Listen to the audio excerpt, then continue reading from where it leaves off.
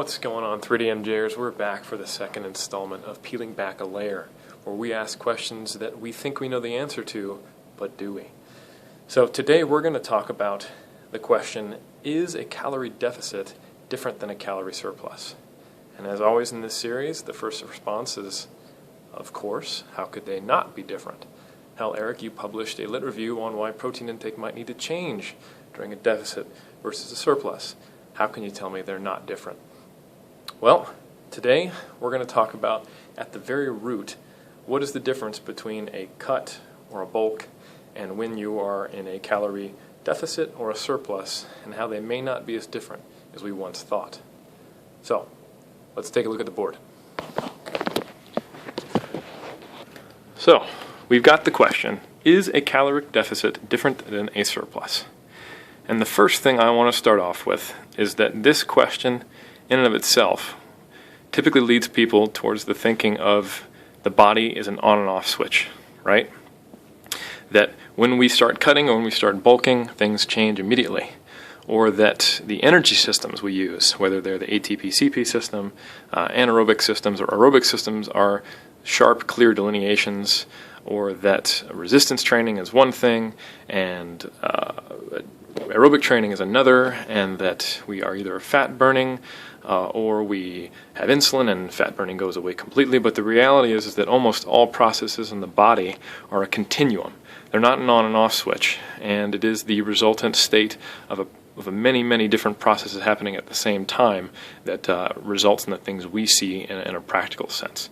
So it's not as though some switch flips when you go from a deficit to a surplus. In reality, whether you're in a cut or a bulk, this is basically what we see. All right? So we have above the line is a surplus, below the line is a deficit, and we have our meals. When we're not eating, guess what? You're in a deficit. When you are eating, for a period while you're eating and afterwards, you're going to be in a surplus. Then you go back into a deficit, back into a surplus. Maybe you have a smaller meal, and you're in a surplus for a less period of time and to a smaller magnitude. Well, then you have a big meal, and then you go to bed, and it carries on to the next day. And that's true whether you're eating in a surplus or eating in a deficit. When you eat, you're going to be in a surplus. When you don't, you're going to be in a deficit.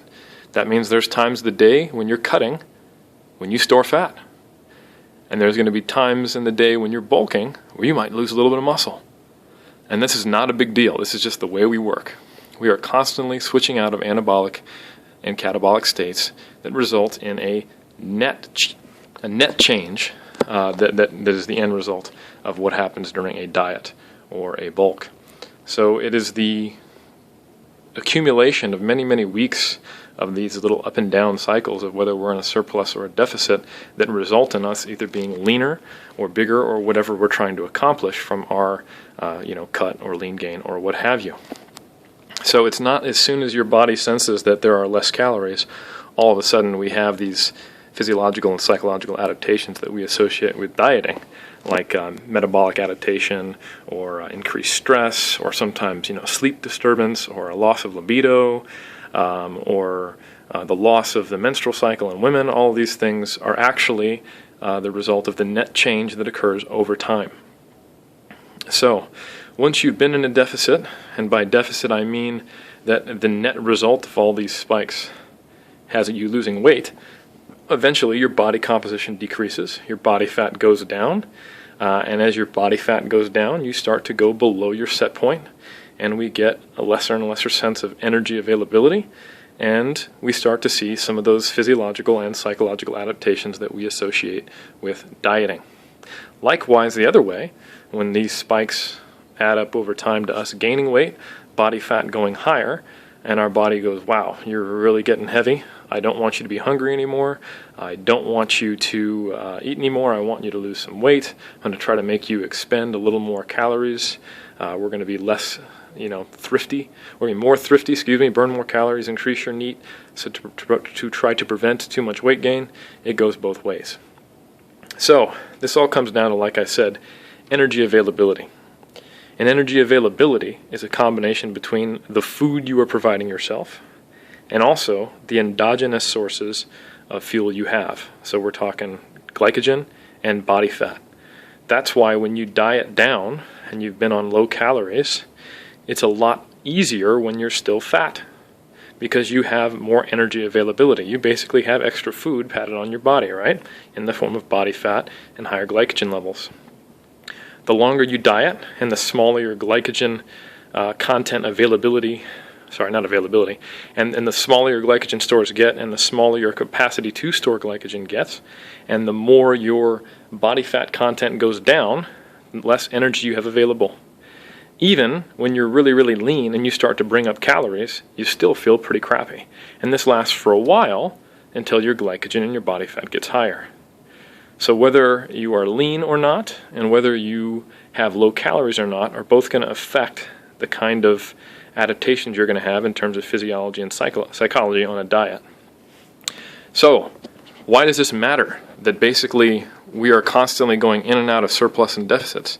Because it should change the way you think about training and about the way you approach nutrition, nutrient timing, and all of these things. Because while sometimes it's nice to give different guidelines for a surplus or deficit, we do have to remember that fundamentally we're always in a fluctuating state. We're experiencing surplus and deficit over the course of a day. So you think about what this might imply for, can we lose body fat while bulking? And can we put on muscle while cutting? And should my training change during a cut?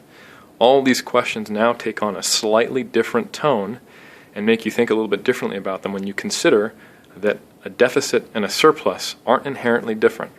The difference is that the magnitude of these spikes is going to be less, how long they linger might be shorter, and obviously the net change over time. So there's the answer. They are different, but not as quite as different as we thought.